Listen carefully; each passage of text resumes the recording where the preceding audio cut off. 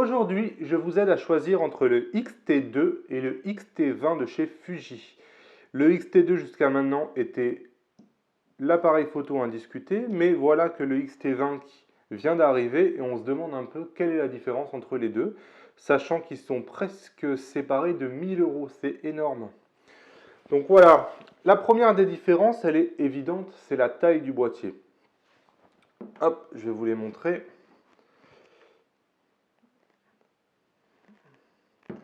Donc on voit que le X-T2 a un boîtier qui est beaucoup plus long, enfin beaucoup, qui est 1 cm ou 2 plus long. Hop. Je vous les mets côte à côte. Donc on voit effectivement, il est plus large, le X-T2, il est plus haut. Toutes les dimensions évidemment sont plus grandes sur le X-T2 par rapport au X-T20. C'est la première différence évidente. Il y a une différence de poids puisque le X-T20 fait 330 grammes là où le X-T2 fait dans les 500, donc c'est à peu près 30% de plus de poids. Il y a une différence en prix, on en a parlé au début. La chose qu'ils ont en commun, c'est qu'ils ont le même processeur. Ils ont le système X-Trans 3, le dernier de chez Fuji. Ils ont le même autofocus. Ils ont la même plage ISO. Donc déjà, ça, on peut se mettre d'accord là-dessus. Ils font les mêmes images. Ils ont le même autofocus. Ils ont la même plage ISO. Tout ce qui fait un peu le cœur de l'appareil photo est le même. La différence va se faire sur des fonctions avancées. Par exemple, la première des différences, ça va être le viseur. On voit que sur le X-T2, on a un viseur qui est assez large. L'idée, c'est d'arriver vraiment, tel un réflexe, à avoir un viseur qui est vraiment utilisable. Sur le X-T2, c'est un peu plus gadget, j'ai envie de dire. On voit que la différence des viseurs, si je vous les mets côte à côte, est vraiment assez importante. Moi, personnellement, j'ai du mal à utiliser le viseur du X-T2, alors que j'utilise du X-T20, alors que j'utilise le viseur du X-T2 sans aucune difficulté. Je trouve que le viseur du X-T20 est un peu petit. L'autre différence, ça va être les molettes, hop, qui sont sur le dessus. Donc vous avez sur le X-T2 une molette ici pour l'ISO. Cette molette-là a été supprimée. Sur le X-T2, vous avez deux molettes en une, puisque vous avez une molette dessous, la molette pour les ISO, qui est devenue la molette principale sur le X-T20. Donc c'est une molette qui permet de choisir les modes rafale, les modes avancés, HDR, panoramique, et les bracketing. Donc la molette des ISO sur le X-T20, pour changer d'ISO, vous êtes obligé d'aller directement sur le menu.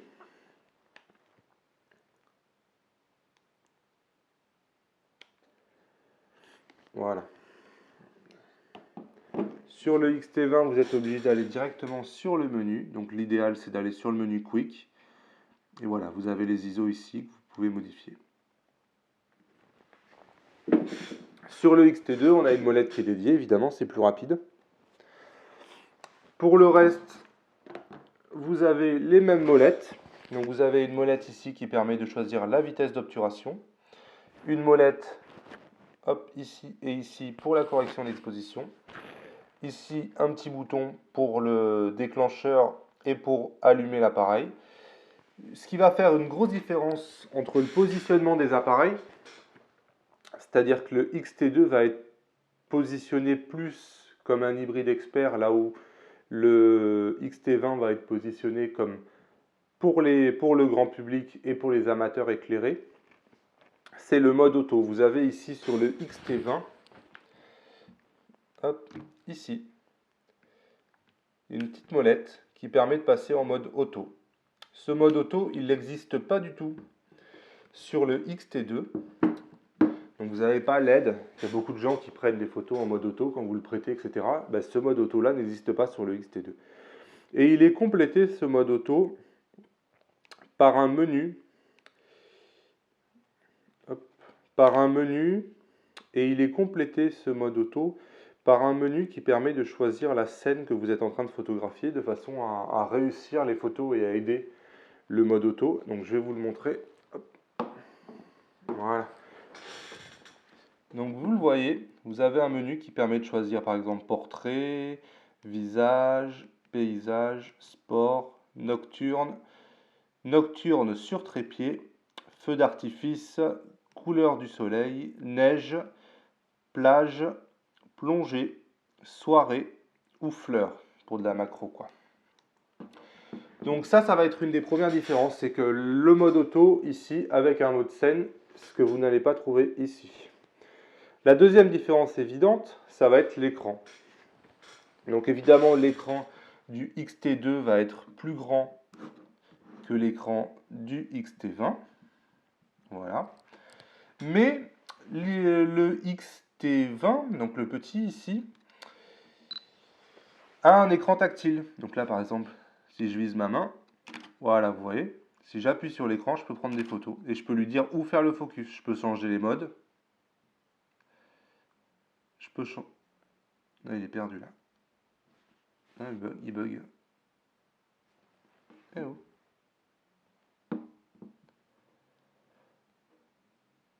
Voilà. En appuyant sur le menu ici, je peux modifier. Donc le X-T2 quant à lui n'a pas d'écran tactile. Donc impossible de toucher l'écran, de choisir le collimateur, en touchant l'écran. Vous avez à la place un joystick que vous allez trouver ici qui vous permet de modifier les collimateurs. Là, vous ne le verrez peut-être pas à la caméra, mais vous modifiez les collimateurs via un joystick. Au niveau des ports, vous allez trouver ici, sur le X-T2, deux ports SD UHS 2, donc la plus rapide des versions des cartes SD. Sur le X-T20, son petit frère, il n'y a pas de port. Le port va se trouver au niveau de la batterie. Voilà. Au niveau de la batterie, la carte SD est juste en dessous de la batterie. Elle est un peu difficile d'accès. Voilà.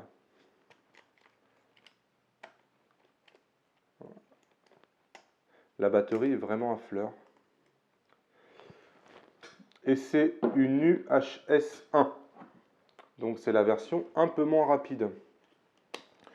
Sur l'autre côté, vous avez sur le X-T2 donc le jack pour le micro 3.5. Sur le X-T20, vous avez un jack 2.5. Donc un peu plus micro.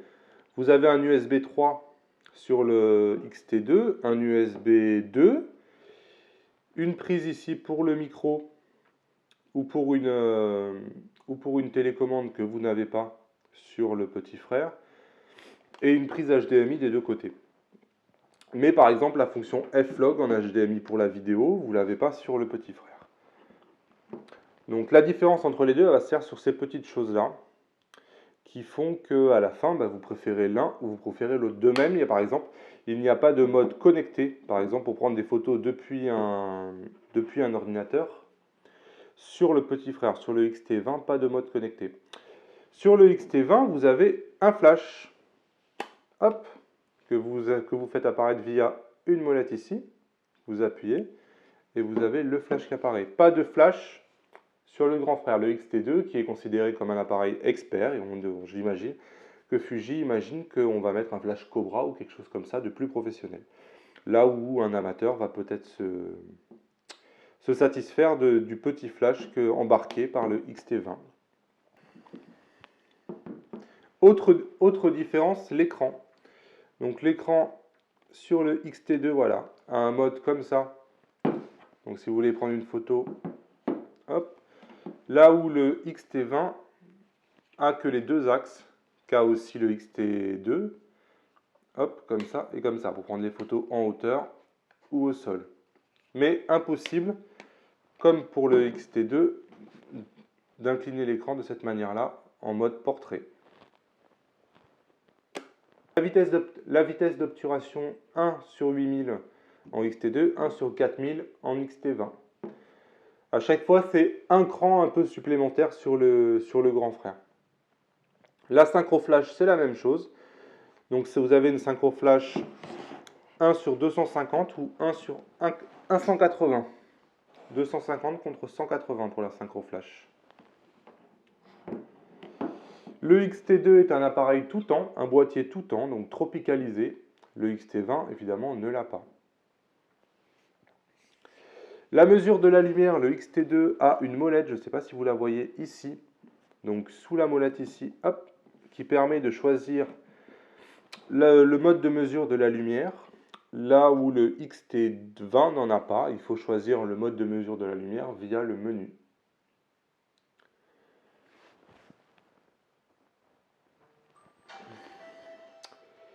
Voilà pour les différences. Après, évidemment, le XT2 a la possibilité de mettre un grip ici, donc qui permet de booster les performances. Évidemment, ça n'est pas disponible sur le XT20. Donc ça permet par exemple de faire des vidéos plus longues, d'avoir une rafale plus performante et un autofocus plus performant aussi. Donc c'est une possibilité que n'a pas le XT20. Pour le reste, le XT20, je le redis, fait exactement les mêmes photos, a exactement la même plage ISO, a exactement le même autofocus, fait des vidéos en 4K comme son grand frère. Donc le XT20 n'est pas du tout un mauvais appareil photo, c'est au contraire un excellent appareil photo présenté à un prix très agressif. Pour autant, pour les gens qui sont plus exigeants, le XT2 leur permettra d'aller un peu plus loin sur toutes les fonctions. Voilà, c'est pas moi qui vais choisir, c'est à vous de le faire. C'est pas une décision facile, c'est vraiment un casse-tête. Il faut faire en fonction de ce que vous avez besoin et de ce que votre portefeuille vous permet. J'espère que cette vidéo vous a plu, elle est terminée. Si vous venez de découvrir la chaîne, sachez que sur Hybride Photo, on parle hybride et on fait des tests, on voit l'actualité jour après jour. Et je vais vous aider à utiliser votre hybride jour après jour de mieux en mieux. Voilà, moi je vous invite à vous abonner à la chaîne, à cliquer sur le bouton s'abonner qui est dans le coin. Vous avez la petite cloche qui est juste en dessous. Comme ça, vous êtes prévenu des vidéos et on avance dans la photo. Moi je vous dis à bientôt. Allez, ciao!